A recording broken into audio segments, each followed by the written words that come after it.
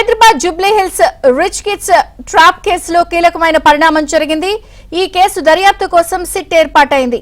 ఇద్దరు డీసీపీలు ఏసీపీతో పాటు anti human trafficking విభాగం అధికారితో సిపి సజ్జనార్ సిట్ ఏర్పాటు చేశారు.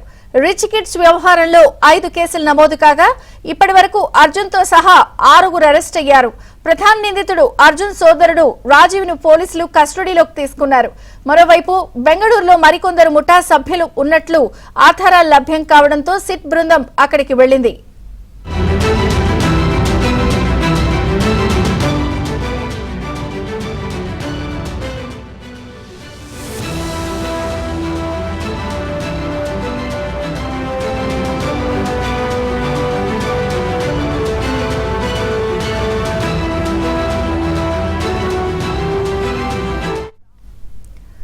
Hyderabad Jubilee hills rich kids trap కేసులో కీలకమైన పరిణామం జరిగింది. ఈ కేసు దర్యాప్తు కోసం సిట్ ఏర్పాటైంది.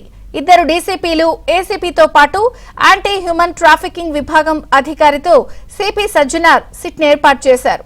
రిచ్ కిడ్స్ వ్యవహారంలో 5 కేసులు నమోదు కాగా ఇప్పటి వరకు అర్జున్ తో సహా 6 అరెస్ట్ అయ్యారు.